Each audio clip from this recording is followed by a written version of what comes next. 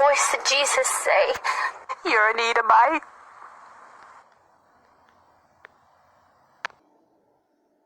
Shalom.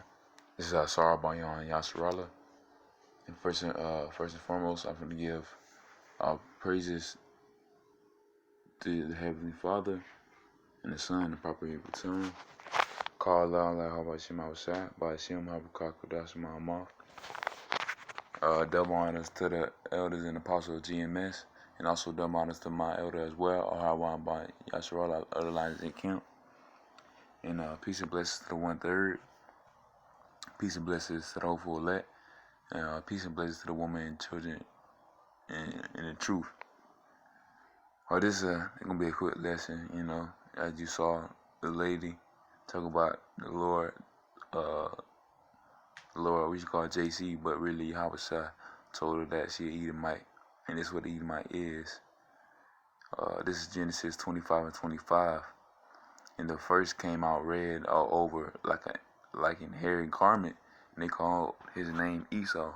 Come on, man. As you see, when you see a redneck or a hairy Edomite, even though the Lord don't really go by color, you'll know you'll know when you see like an actual Edomite, because they spirit will show it. If they color don't first, but yeah, that's what it looked like. That's what her father looked like. The lady on the video, her father like that, her uncle, her brother, most likely. I don't know, but you feel me? I'm gonna go ahead and read 26. And after that came his brother out, and his hand took hold on Esau's heel, and his name was called Jacob, and Isaac was 60 years old when she bare them. Come on, man. I just wanted to read that. But going back to Esau.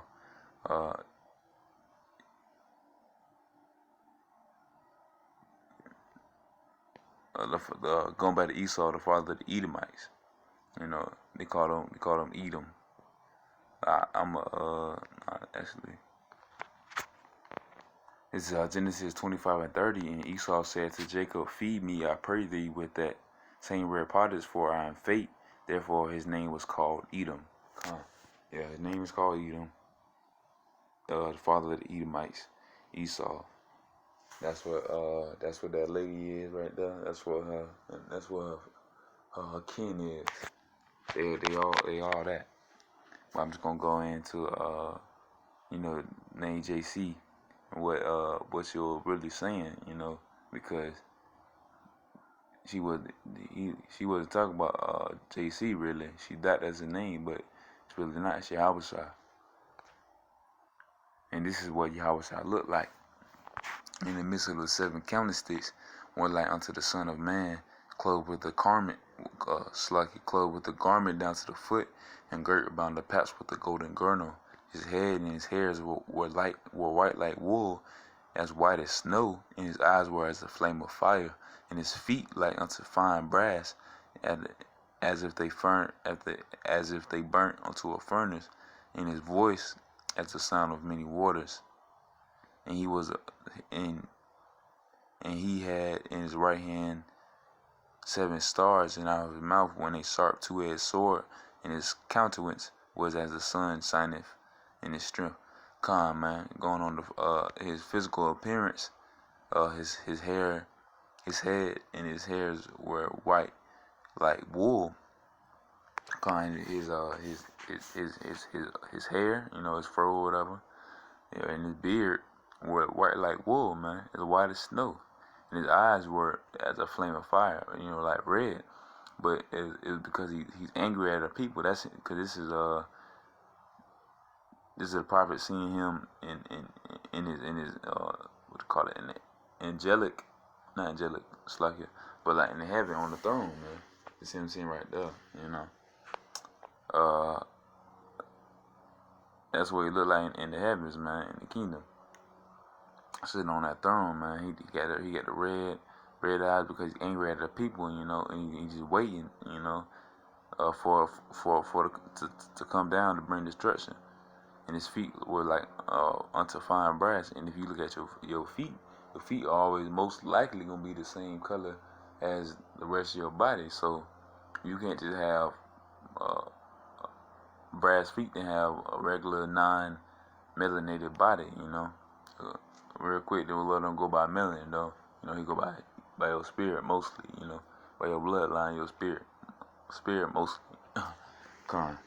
But this. I'm finna bring out another brief description of Yahweh Shah.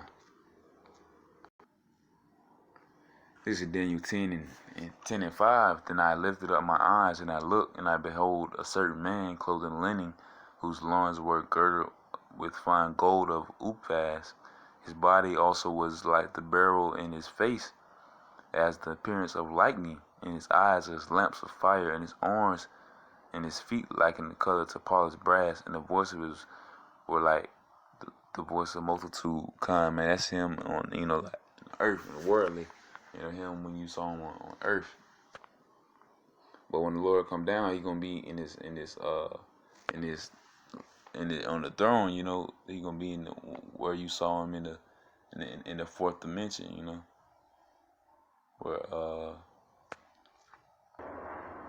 where John saw him, man. Where John saw Yahweh in the heavens. He saw him like that. That's where the Lord gonna come down on earth to, man. You feel me? All that.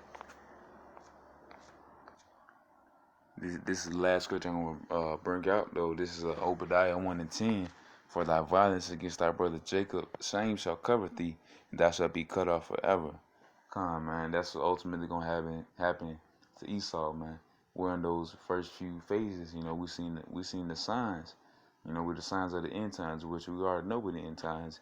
This place don't really don't got no more. And I'm praying. I'm hoping it has less than a year, man. I'm hoping it's going today. I'm hoping it's, or at least tomorrow. I pray that every night. I pray, pray for, strength and, and forgetting of this life, my past life. But I pray for that. I pray for that also, man. One of the first things I pray about is the destruction of this place, man, and deliverance of me out of it. I want to be out of here. This place is not my home. Esau just make it worse. But Lord willing, that lesson was edifying. With that, I want to say shalom.